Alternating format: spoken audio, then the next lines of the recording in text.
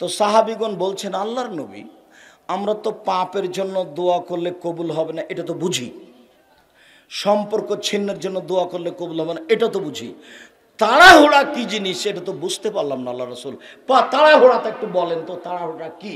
তখন আল্লাহ রসুল বলছেন, শোনো, তাড়াহুড়া বুঝতে পারলে না, এক লোকটি বলে দাও তো ফালামারা ইস্তাজাব আলী, দোয়া করলাম কত দোয়া করলাম, কই দোয়া কবুল হয় না, ফায়াস্তা হাসেরও, তারপর অলস হয়ে যায়, দোয়া, তারপর দোয়া ছেড়ে দেয়, 6 মাস করেছি হয় না, বছর করেছি হয় না, তখন দোয়া ছেড়ে দিয়েছে। এই দোয়া কবুল হবে না, বছর বছর দোয়া করতে হবে, যুগ যুগ দোয়া করতে হবে। মুহাম্মদ সাল্লাল্লাহু আলাইহি সাল্লামের দোয়া কবুল হয়েছিল 12 বছর পরে, ইয়াকুব আলাইহিস সালামের দোয়া কবুল হয়েছিল 25 বছর পরে। কাজেই দোয়া করলেই কবুল হবে তাড়াতাড়ি এ কথা নয়, আপনাকে ধৈর্যের পরিচয় দিতে হবে, তাহলে দোয়া কবুল হবে। সম্মানিত দিনী ভাই বোন, আমি আপনার নিকটে জোরালোভাবে অনুরোধ জানিয়ে বলছি যে যেসব কাজে দোয়া কবুল হয় তার আর একটি জরুরি জায়গা আছে, সেটা আপনার জন্য খুবই কঠিন। এই ছেলে থামো, তাড়াহুড়া করছো কেন? দোয়া কেমনে কবুল হবে এত তাড়াহুড়া করলে? একটু থামো, ব্যস্ত হবে না। দেখো তো এই দোয়া, এই হাদিসটার ফলাফল কত দূর।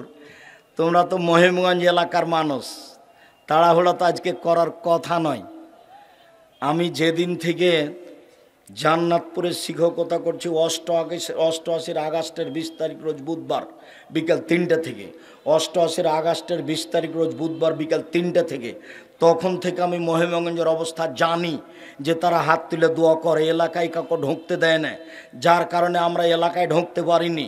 গত বছর আবদুল্লাহকে মসজিদে খুতবা দিতে দেয়নি, বক্তব্য দিতে দেয়নি, এই এলাকারই মানুষ।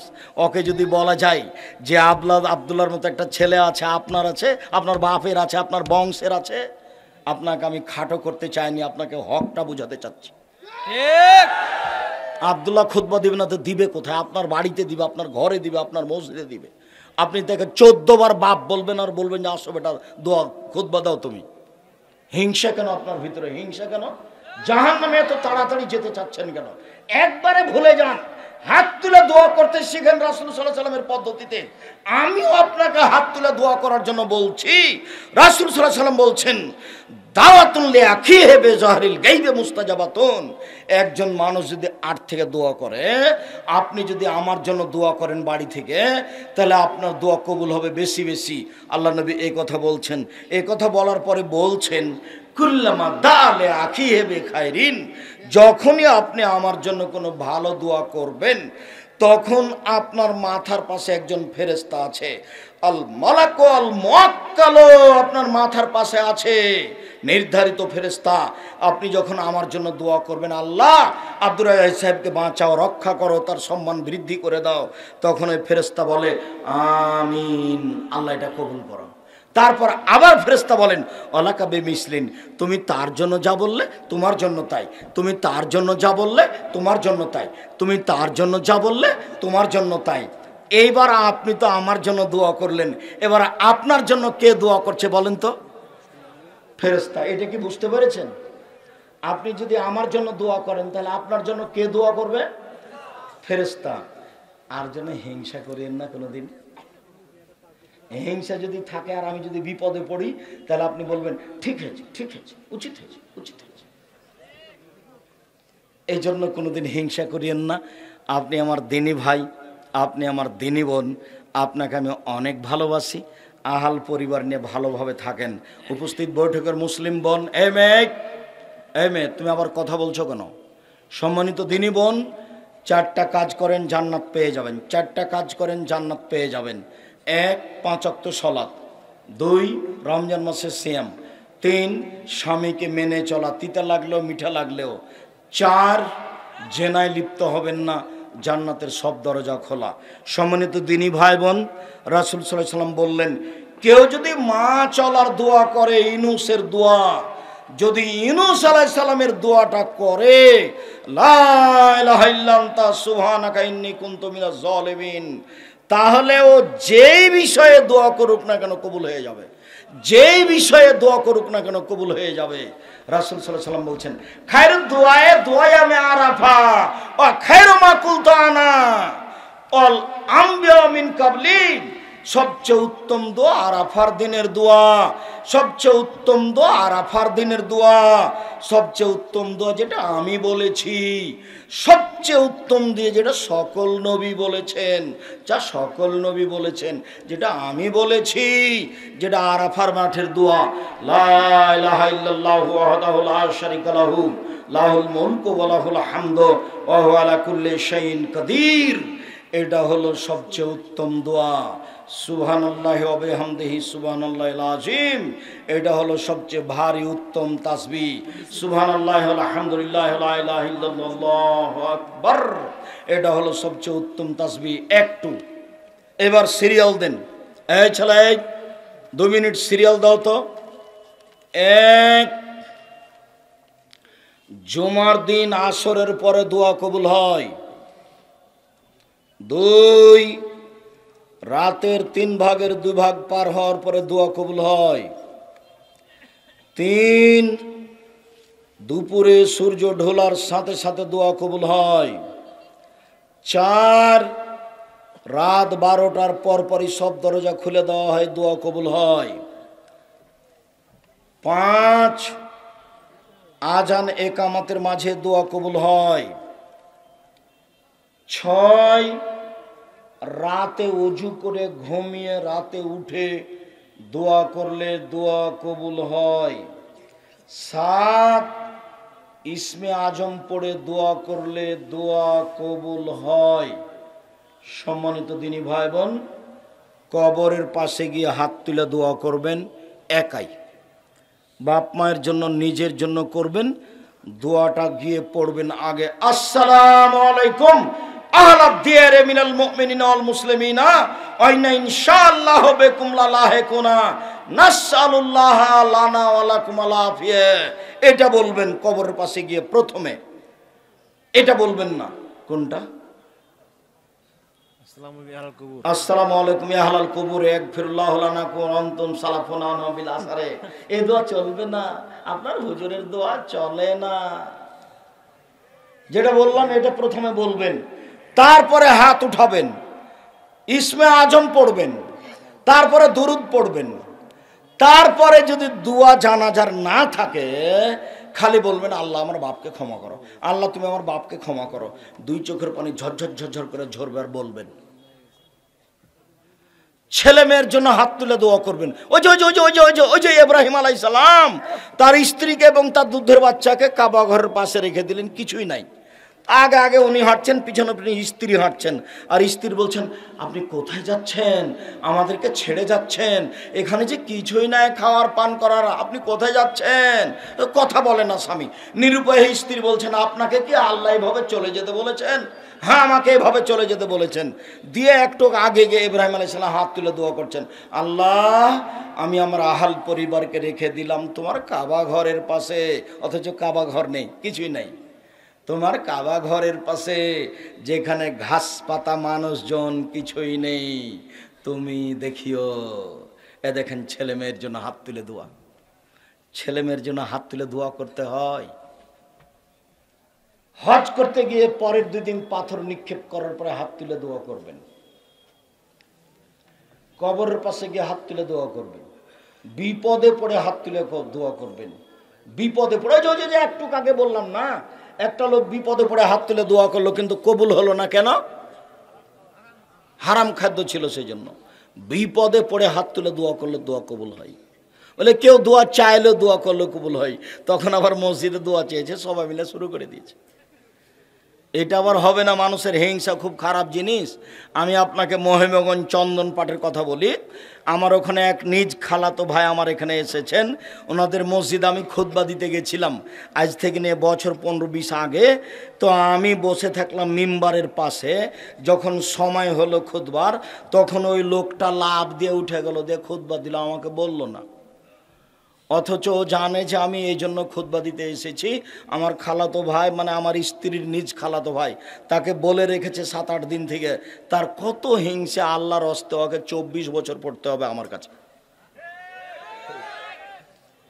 ওই হিংসা কি জিনিস দেখেন। এরকম ঘটনা আছে সাতক্ষীরাতে, এরকম ঘটনা আছে রাজশাহী গোদাগাড়িতে। এগুলো আমার চোখের সামনে ঘটেছে। সম্মানিত দিনী ভাই বোন, হাত তুলে দোয়া করেন। সালমান ফার্সি রাদিয়াল্লাহু তাআলা আনহু বলেন, রাসূল সাল্লাল্লাহু আলাইহি ওয়াসাল্লাম বলেছেন, তোমাদের প্রতিপালক বড় লজ্জাশীল। যখন কোনো মানুষ হাত তুলে দোয়া করে তখন তার খালি হাতটা ফিরিয়ে দিতে লজ্জা পায় না। ও হাত তুলে দোয়া করছে, তাকে খালি ফিরিয়ে দিব না। রাসূল সাল্লাল্লাহু আলাইহি সাল্লামের পদ্ধতিতে হাত তুলে দোয়া করেন, দোয়া কবুল হবে। খালি হাত ফিরিয়ে দিতে আল্লাহ লজ্জা পান, এ কথাই ঠিক। খালি হাত ফিরিয়ে দিতে আল্লাহ লজ্জা পান, এ কথাই ঠিক। আল্লাহর নবী হাত তুলে দোয়া করলেন। 1 মিনিট, এই ছেলে এই থামো, 1 মিনিট দেখো তো কাকে ডেকে যান। এই ছেলে দেখো, খেয়াল করো, ভুলে যাওয়া তো। খালি ওরকম তাড়াহুড়া করছো কেন? এদিকে দেখো তো। আয়েশা রাদিয়াল্লাহু তাআলা আনহা বলেন, আমি বিছানে শুয়ে আছি, আল্লাহর নবী আমার পাশে এসে শুইলেন। কিছুক্ষণ পরে উনি ভাবলেন যে আমি আয়েশা ঘুমিয়ে গেছি, কিন্তু আসলে আমি ঘুমাইনি, আমি ভান করে ঘুমিয়ে আছি। আমি দেখবো আল্লাহর নবী কি করেন। একটু পরে দেখলাম ধীরে ধীরে কাপড় চোপড় নিল, ধীরে ধীরে জুতা পায়ে দিল, ধীরে ধীরে দরজা খুলল, ধীরে ধীরে বাইরে চলে গেল। আমি উঠলাম, আমি আমার কাপড় চোপড় মাথায় দিয়ে দিলাম। উপস্থিত বৈঠকের মুসলিম বোন শুনেন শুনেন, মধ্যে আপনার সাথে দুটা কথা। এদিকে দেখেন, নিজের ঘর থেকে কবরস্থানে যাবেন, এটা 100 হাত হতে পারে, রাত 12টার পরে কোনো মানুষ নেই, তবু আয়েশা মাথায় কাপড় দিয়ে যাচ্ছেন। শোনেন শোনেন শোনেন, আপনাকে বলছি শোনেন। আয়েশা রাদিয়াল্লাহু তাআলা আনহা যুদ্ধে পিছে পড়ে গেছিলেন, সবাই চলে গেছে। তো সাফওয়ান ইবনে মুআত্তাল পাশে এসে বলছেন, ইস্তারজা, ইন্না লিল্লাহি ওয়া ইন্না ইলাইহি রাজিউন। আরে আয়েশা কেন এখানে? তো ওনার শব্দটা পাওয়ার সাথে সাথে আমি মুখ ঢেকে নিয়েছি। উনি আমাকে চিনলেন কি করে? পর্দার আয়াত নাজিল হওয়ার আগেই উনি আমাকে দেখেছিলেন, সেই জন্য চিনে নিয়েছেন। শব্দ পাওয়ার সাথে সাথে আমি মুখ ঢেকে নিয়েছি, ইনি আয়েশা। শোনেন শোনেন শোনেন, আর একটা কথা। আল্লাহর নবী যখন মারা গেল তখন তার কবরটা আয়েশার ঘরে হলো। এটা কি জানেন? আল্লাহর নবীর কবর কোথায় হয়েছিল? আয়েশা রাদিয়াল্লাহু তাআলা আনহার ঘরে। তো উনি বলছেন, এটা আমার স্বামীর কবর, সকালে বিকালে আমি এমনিতে যাই। কিছুদিন পরে তার পাশে হলো আমার বাপের কবর। তো আমি তেমন লজ্জা করি না, কেন? এইটা আমার স্বামীর কবর, এইটা আমার বাপের কবর, আমি এমনিতে যাই। কিছুদিন পরে হলো উমারের কবর, তখন আমি কবরকে লজ্জা করি, আর আমি এমনি যাই না, কাপড় চোপড় গুটিয়ে নিয়ে ভালোভাবে মাথায় কাপড় দিয়ে আমি কবরস্থানে যাই। আয়েশা রাদিয়াল্লাহু তাআলা আনহা কবরকে লজ্জা করেন। এই মেয়ে, এই তুমি মাথায় কাপড় না দিয়ে বসে আছো এখন শীতের দিনে, পাঞ্জার পাঞ্জার চুল নিয়ে বসে আছো, তোমার মাও পাশে আছে। ওটা তোমার মা না, এটা তোমার খালা। ওটা তোমার মা নয়, এটা তোমার খালা, এটা তোমার সৎ মা। তোমার সৎ মা তোমাদের পরিবারকে কবর দিয়েছে। জিন্দেগিতে আর কোনোদিন মাথায় কাপড় না দিয়ে বাইরে বের হয়ে যাবে না। লজ্জা করো, শরম করো মা বেটি, একটু হায়া করো। আর এই বড় জামা পরবে তোমার মা, আর তুমি বোরখা পরবে, বড় পোশাক পরবে, ঢিলা ঢালা ফ্যাশন পোশাক পরবে না। আর গাইবান্ধা জেলায় বাড়ি, বাড়ির চতুর্দিক ঘেরবে। যে রান্না করছে মহিলাটা, তাকে সব দিক থেকে দেখা যায়। এটা কি বাড়ি হলো? এটা হলো গরু ছাগলের ঘর। চতুর্দিক ঘেরে দিতে হবে বাড়ি, তার নাম বাড়ি। এইভাবে বাড়িটা ঠিক করে নাও, লজ্জা করো। আর তোমার আম্মাকে আমি লজ্জা করতে বলছি।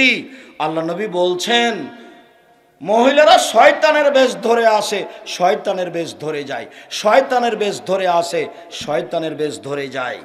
আপনাকে আমি শয়তান বলিনি, আপনাকে আমি খাদিজার মতো বলছি। ওই যে আপনার পাশে যে মহিলাটা বসে আছে, ছোট ব্লাউজ পরে, দেবর ভসর, সবাই পেট দেখতে পাই, এ হলো শয়তান। ওই যে আপনার পাশে বসে আছে, এই হলো শয়তান। এই শয়তানের কথা আল্লাহর নবী বলেছেন। ওই যে মেয়েটা পাশে বসে আছে মাথায় কাপড় না দিয়ে, পাঞ্জার পাঞ্জার চুল জাতিকে দেখাচ্ছে, জাতিকে জাহান্নামে ঠেলে দিয়ে নিজেও শিক্ষিতা মনে করতে চায়, এ হলো শয়তান। এই পরিবেশকে নষ্ট করেছে, সাবধান। এদিকে দেখেন, এইবার আল্লাহর নবী গিয়ে কবরস্থানে হাত তুলে দোয়া করতে লাগলেন। ভালো করে আবার বুঝাই, আল্লাহর নবী কিভাবে বিছান থেকে উঠলেন? ধীরে ধীরে, চুপে চুপে। পাশে সবচেয়ে পৃথিবীর দামি মহিলা শুয়েছিলেন তাকে বলেননি। পৃথিবীর দামি মানুষ ওমর রাদিয়াল্লাহু তাআলা আনহু তাকে বলেননি। পৃথিবীর দামি মানুষ আবু বকর সিদ্দিক রাদিয়াল্লাহু তাআলা আনহু তাকে বলেননি, আবু বকর চলেন তো কবরস্থানে একটু হাত তুলে দোয়া করে আসি, বলেননি। ওমরকে বলেননি। স্ত্রীকে গোপনে চুপে চুপে চলে গেলেন, বলে গেলেন না। কবরস্থানে গিয়ে 3 বার হাত তুলে দোয়া করলেন। আমাদের দেশে কবরের চতুর্দিকে দাঁড়িয়ে হাত তুলে দোয়া করা বিদআত, হাত তুলে করে দোয়া করা বিদআত, হাত তুলে দোয়া করা এভাবে বিদআত। কবরে চতুর্দিকে দাঁড়িয়ে সবাই মিলে হাত তুলে দোয়া করা বিদআত। ঈদের মাঠে সবাই মিলে হাত তুলে দোয়া করা বিদআত। সালাতের পরে সবাই মিলে হাত তুলে দোয়া করা বেদাত। জালসা সমিতির পরে সবাই মিলে হাত তুলে দোয়া করা বেদাত। উজ্জ্বল শরীয়তে স্পষ্ট বেদাত। সাবধান থাকবেন। জাতির উদ্দেশ্যে বলে গেলাম, আমি আব্দুর রাজ্জাক বিন ইউসুফ 32 বছর থেকে জাতির সামনে দিন প্রচার করে আসছি। জাতিকে ধর্মের নামে ফাঁকি দিনি। জাতির যদি রাস্তাঘাট করে দিতে না পারি, জাতির যদি স্কুল কলেজ করে দিতে না পারি, জাতিকে চূড়ান্ত সঠিক ধর্ম দিতে পারবো ইনশাআল্লাহ। ধর্মের ব্যাপারে জাতিকে ফাঁকি দিয়ে পরকাল হারাতে রাজি নই। আবারও বলে গেলাম, অহংকারও করিনি, গৌরবও করিনি। আল্লাহ তুমি মাফ করো, তুমি ভুল ত্রুটি ক্ষমা করো। জাতির কল্যাণের আশায় বলছি। 32 বছর থেকে দিন প্রচার করি, 34 বছর থেকে শিক্ষকতা করি, দিন রাত প্রতিদিন বুখারী পড়াই, 26 বছর থেকে 2 হাতে ফতোয়া লিখছি, 6 বছর থেকে দায়িত্ব পালন করি। মর্মে সম্মানিত দিনী ভাই বোন, ভালোবাসা বজায় রেখে, হিংসে দূরে করে, ভালোবাসা বজায় রেখে কোরআন হাদিস শোনেন। আমি শোনাতে ইচ্ছুক, পরামর্শ নেন, পরামর্শ দিতে ইচ্ছুক, পরামর্শ নিতে ইচ্ছুক। আল্লাহ আমাদের যারা মারা গেছে তুমি তাদের কবরের শাস্তি মাফ করো। আমরা যারা অসুস্থ তুমি তাদের আরোগ্য দান করো। আমরা যারা বেঁচে আছি তুমি তাদেরকে তোমার রাসূলের পদ্ধতি অনুযায়ী চলার তৌফিক দান করো। আর অনেক বই পুস্তক আছে, হাত তুলে দোয়ার বই আছে, উপদেশ বই আছে, মরণ একদিন আসবে সেটা আছে। আর সবাই সহযোগিতা করবেন। এরা এখনো যত খরচ করেছে তার কাছাকাছি হয়ে যেতে পারেনি। আর যেসব কাজগুলো করে এরা, বিনামূল্যে কোরআন বিতরণ করে, মক্তব পরিচালনা করে, বিনামূল্যে কোরআন বিতরণ করে, রক্তদান কার্যক্রম করে, দায়ীদের দ্বারা মসজিদে দাওয়াতি কাজ করে, দরিদ্র অসহায় রোগীদের চিকিৎসা সহায়তা প্রদান করে, ব্যক্তি ও সমাজ জীবনে কোরআন ও সহিহ হাদিসের চর্চার মাধ্যমে শিরক বেদাত ও কুসংস্কার মুক্ত সমাজ প্রতিষ্ঠা করে, ঈদে দরিদ্রদের সহযোগিতা করে, শীতকালীন বস্ত্র বিতরণ করে, বন্যার্তদের মাঝে ত্রাণ বিতরণ করে, দরিদ্র শিক্ষার্থীদের সহযোগিতা করে, ফ্রি বই বিতরণ করে, মসজিদ ভিত্তিক দাওয়াতি কাজ ও তালিমি বৈঠক দেয়, বৃক্ষরোপণ করে। এগুলি দাওয়ায়ে আল্লাহর কার্যক্রম। আর আলী ইতেসাম পত্রিকা সবাই নিয়ে যাবেন। নিজের পত্রিকা মাসিক আলী ইতেসাম পত্রিকার এজেন্ট হলো এই ছেলে, তোমার নাম কি? সাদেকুল ইসলাম, মহিমাগঞ্জ বাজারে ও দায়িত্ব পালন করে। এটা হচ্ছে জিয়াউর রহমান। তুমি কতটা পত্রিকা নাও? 140 পিস। জিয়াউর রহমান এই ছোট ছেলেটা 130টা আলী ইতেসাম পত্রিকা নেয়। আর দাওয়ায়ে আল্লাহর এলাকার দায়িত্বশীল। তো খুশি হলাম, সবাই দূর দূরান্ত থেকে এসে আব্দুর রাজ্জাক সাহেবকে অন্তর থেকে ভালোবাসেন, তার প্রমাণ দিয়েছেন। আমি আপনাদেরকে অন্তর থেকে ভালোবাসি। আমি আসলে আপনাদের বাড়ির মানুষ, সে কথাই ঠিক। আমি আপনাকে কাছে নিয়ে কথা বলতে না পারলেও আমি আপনাদের বাড়ির মানুষ, এ কথাই ঠিক। আর ফেব্রুয়ারির 3 তারিখে আসবেন নিজের প্রতিষ্ঠান মনে করে। আপনার আর ইতেসাম পাঠ প্রতিযোগিতা আছে, তাতে অংশগ্রহণ করবেন। আর সবাই বই পুস্তক নিয়ে যাবেন স্টেজ থেকে। হাতের বাম দিকে আছে। ও আচ্ছা আচ্ছা, দেন দেন, কিছু প্রশ্ন উত্তর আছে, দেন। গরম পানি ওনার সামনে দেন, ওনার সামনে দেন, যে কয়টা গরম পানিটা দেন। গরম পানি নিয়ে কবরে খেজুরের ডাল পুঁতে দেওয়া যাবে না, বিদআত। মিঠু ভাই, আমরা যে সাধারণ মোজা পরি তার উপর মাসা করা যাবে, করবেন। সুতির মোজার উপরে মাসা করবেন। আপনি এক আলোচনায় বলেছেন যে স্বামী মারা গেলে স্ত্রীর নাকের ফুল ও গহনা খুলে ফেলানো হিন্দুদের নীতি। হ্যাঁ, আজও বলছে এটা হিন্দুদের নীতি, গরম পানি দেওয়া না। মানুষের মৃত্যুর সময় আজরাইল আলাইহিস সালাম মানুষের রূহ কোন দিক দিয়ে বের করেন? আল্লাহর নবী বলেছেন ভালোটার নরমভাবে বের করে নেন, আর খারাপটার চাপ দিয়ে জোর করে বের করেন। কোন দিক থেকে এই কথা আল্লাহ রাসূল বলেননি।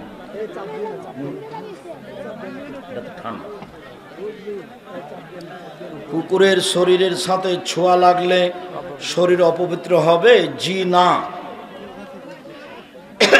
ওয়াক্তিয়া মসজিদে জামাতে সালাত আদায় করলে প্রতি ওয়াক্তে আজান দিতে হবে কি? জি হবে।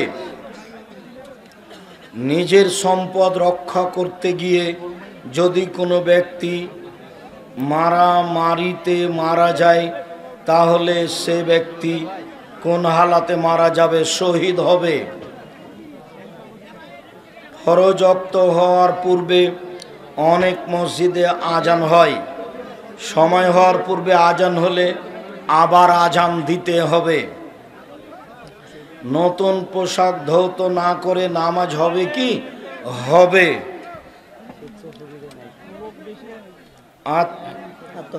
আত্মহত্যা করে মারা গেলে সেই জানাজায় যাওয়া যাবে কি? যাবে।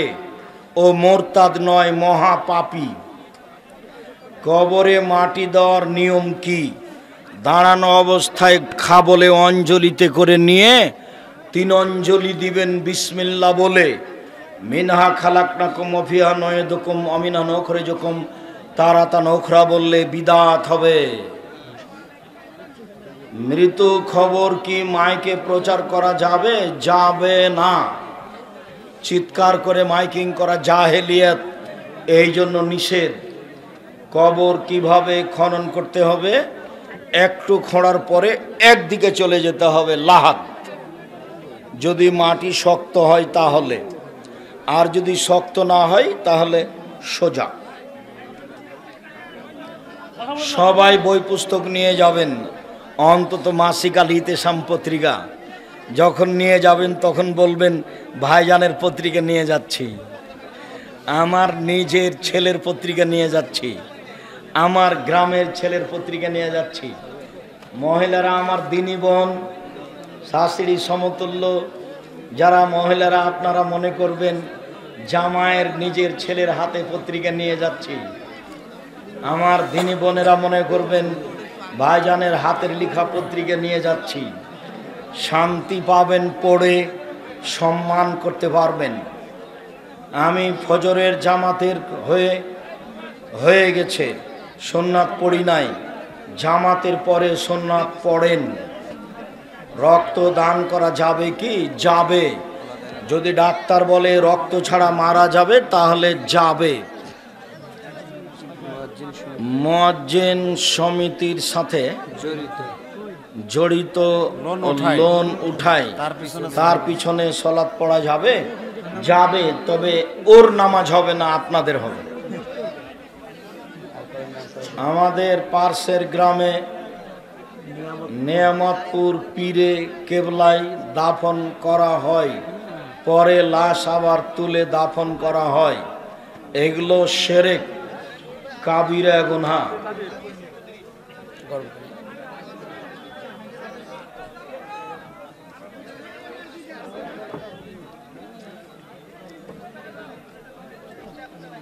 বাপ নিজে কি আকিকা, বাপ নিজে কি আকিকার পশু জবে করতে পারে? ওর বাপই তো করবে। কে করবে? কেউ না থাকলে ওর মা করবে, বাপ করবে, বাপই খাবে। আকিকার গোস্ত ভাগ করতে হবে এরকম কথা আল্লাহ রাসূল বলেননি। আকিকার গোস্ত নিজের গোস্ত, কুরবানির গোস্ত ভাগ করতে হবে। বাপ নামাজ পড়তো না, মারা গেছে, ছেলে নামাজ পড়ে, সে কি বাপের জন্য দোয়া করতে পারবে? করবে। বাপ নামাজ পড়তো না, শয়তানি করতো, তবে মোরতাদ নয়। মৃত ব্যক্তিকে কবরে কিভাবে বসানো হয়? বসানো হয় না, ও নিজে বুঝে যে আমাকে বসানো হলো। ওটা স্বপ্নের মতো। তুমি স্বপ্নে দেখছো যে একটা গোখরা গমা সাপ ফানা তুলে তোমাকে দংশন করছে, আমি পাশে বসে আছি, তুমি ভয় করে এভাবে কাঁপতে কাঁপতে তোমার ঘুম ভেঙে গেছে। তো এখন তুমি বলছো আরে বিশাল সাপ, একবার আমি দেখতে পাচ্ছি রং লাল, আমি তো দেখতে পেলাম না। তো কবর বিষয়টা হলো স্বপ্নের মতো, লাশকে উঠিয়ে বসানো হয় না, ওই ব্যক্তি বুঝে যে আমাকে উঠিয়ে বসানো হলো।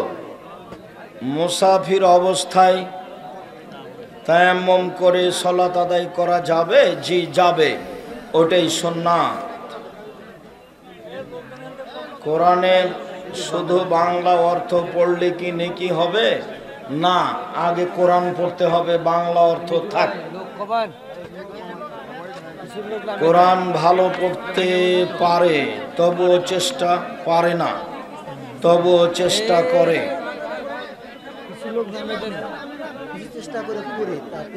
তাতে কি গুনাহ হবে? না, কোন রকম করে ছেঁচড়া মেছড়া করে পড়তে পারলে নেকি হবে ডবল।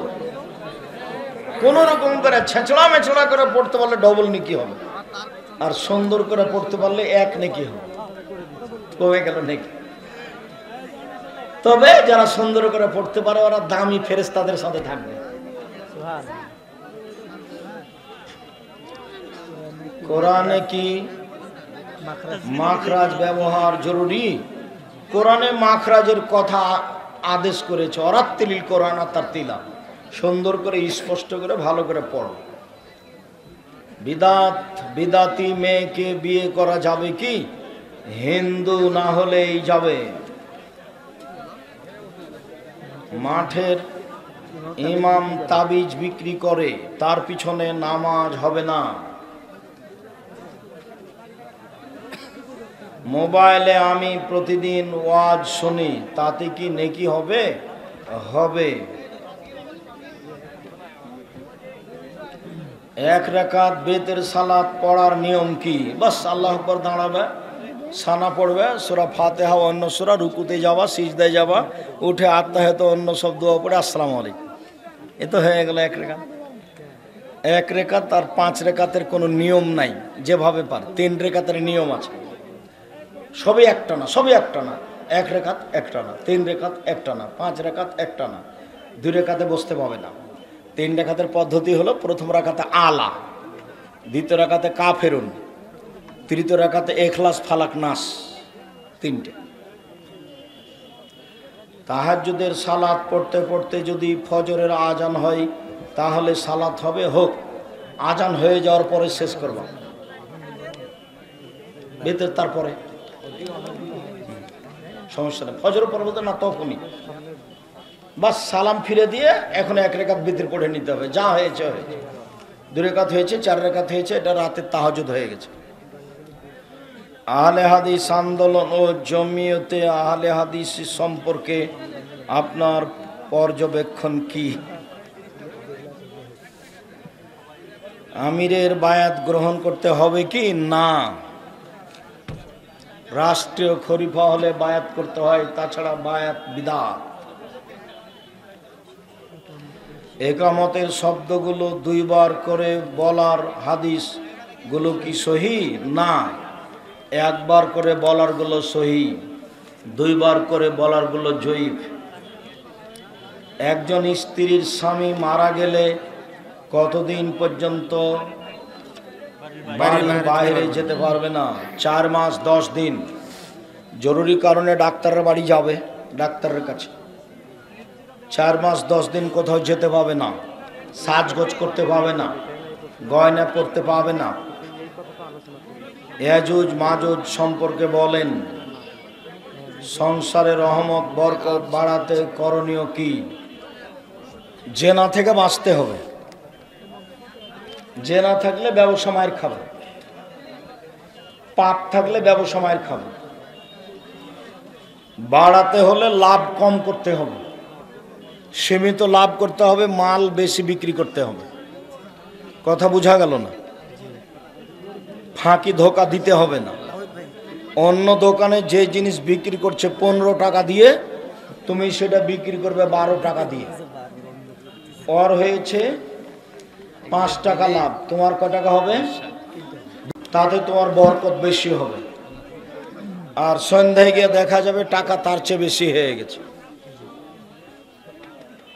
এটা একটা সূত্র মনে রেখো। লাভ কম করতে হবে, জিনিস বেশি বিক্রি করতে হবে। তখন দেখা যাবে যে কোচা শহর বাজারে তোমার দোকান সবচেয়ে বড়। 3 বছরের পরই সংসারে রহমত বরকত। 2 রাকাত সালাত আদায় করে আল্লাহর কাছে চাইতে হবে। হানাফি মসজিদে নামাজের সময় ইমাম রাফুল আযান করে না, আপনি করবেন। রাসূল সাল্লাল্লাহু আলাইহি সাল্লামকে সৃষ্টি না করলে পৃথিবী একবারে মিথ্যা, নগদ মিথ্যা কথা। স্বামী মারা গেলে স্ত্রী স্বামীর কবরে গিয়ে দোয়া করতে পারবে? পারে, তবে কান্নাকাটি করতে পারে, সেজন্য না যাওয়াই ভালো। মহিলাদের খোপা বাঁধা অবস্থায় নামাজ হবে কি? হবে, তবে খুলে নামাজ পড়াই সুন্নাত। চুল খুলে রাখবে, খোপা নয়, তাহলে চুলও সিজদা করতে যাবে। জুমার সালাত কয় আজান? 1 আজান, 2 আজান বিদাত। আমাদের এলাকাতে সব জায়গাতেই হচ্ছে, যে তো হচ্ছে তো কি করব, আমি দিনে, আমি জুমার দিন 2 আজান দিনে। 2 আজানের মসজিদ আমরা দেখতে আসতাম চাঁপাইনবাবগঞ্জে 7 করে।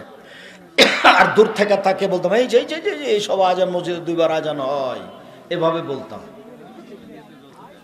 হুজুর দয়া করে বলবেন, কখনো কোনোদিন যদি অবিবাহ থাকা অবস্থায় জেনা হয়ে থাকে,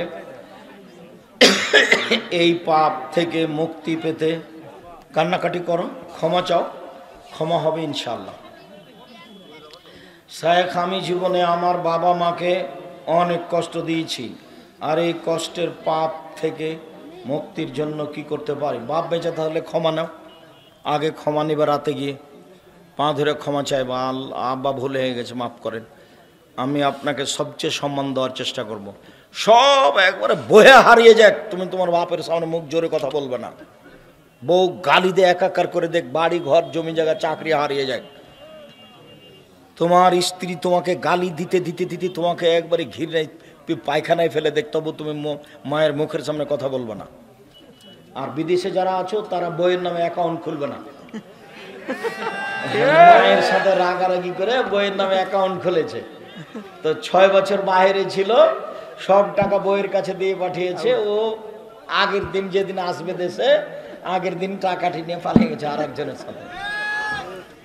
তোমার মাকে দিলে, তোমার মা কিছু টাকা তোমার বোনকে দিত, এইটাই তোমার কারণ ছিল, তাই তুমি দেওনি। আচ্ছা দিয়েছে, তোমার মা দিত, খুশি থাকতো, তোমার সম্পদ বেশি হতো, শান্তিতে থাকতে। বইয়ের নামে জীবনে কোনোদিন অ্যাকাউন্ট খুলিও না, খুলে থাকলে 7 দিনের মধ্যে অ্যাকাউন্ট কেটে নতুনভাবে করো। ইসলাম বহির্ভূত কাজে লিপ্ত এরকম ইমামের পিছনে নামাজ হবে? আপনাদের হবে, তার হবে না। জেনে শুনে অবৈধ টাকায় মসজিদ উন্নয়ন অথবা ইমামতির বেতন দেওয়া কতটুকু উচিত? ঠিক নয়, জায়েজ নয়। ইমাম যদি হানাফি মাযহাবের হয়, তাহলে নামাজের সময় ইমাম যেভাবে নামাজ পড়ে আপনি সেভাবে পড়বেন না। রুকু সিজদা ঠিক মতন করবেন, হাত উঠাবেন, আমিন জোরে বলবেন।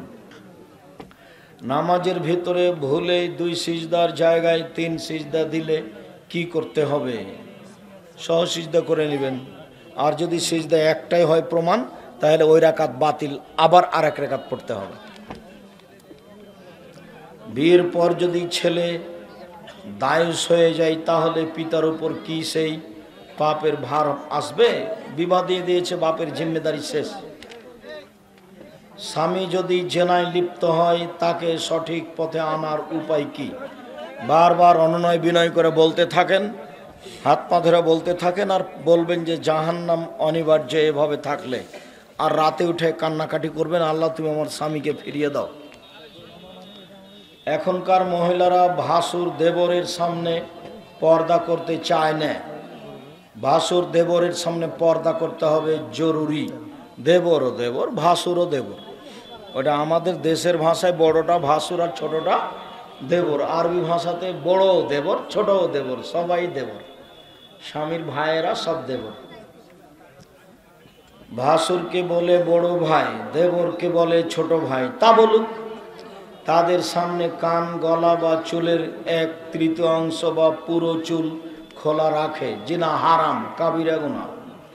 তারা 5 ওয়াক্ত নামাজ পড়ে, রমাজান মাসের রোজা থাকে, এগুলো সব বন্ধ করতে হবে। এটা হলো ঈমান কম, এই জন্য ঈমান কম। কোন মুসলমান মারা গেলে তার দুই নাকি নাপাক, দেহ নাকি নাপাক? কোন মুসলমান মারা গেলে তার দেহ নাকি নাপাক হয়ে যায়, কথা মিথ্যে। নাপাক হবে কেন? পবিত্র আছে, আরো ভালো হয়। কারো সৎমা তার ছেলেকে দেখতে না পারলে করণীয় কি? ধৈর্য ধারণ করবে। আম্মা বলে শতবার ডাকবে, বেশি আম্মা বলে ডাকবে, ধৈর্যের পরিচয় দিবে। আর যদি কাজ করতে শিখে তাহলে সৎমার জন্য মাঝে মধ্যে কাপড় নিয়ে এসে দিবে, নতুন কাপড়। খুব গালি দেয় এই জন্য, বাড়িতে উঠতে দেয় না, বলে তুই এই ঘরে আসবি না, তখন তুমি একটা নতুন কাপড় নিয়ে যাও। আম্মা আপনার জন্য এই কাপড়টা নিয়ে এসেছি, বলে দেখো তো কি হয়, আশা করছি ভালো হয়ে যাবে। হুজুর, নাপাক অবস্থায় যদি কেউ মারা যায় সে কি জাহান্নামী? জি না, নাপাক অবস্থায় মারা গেলে জাহান্নামী নয়। ও যদি গোসল দিবে বাস ঠিক হয়ে গেছে।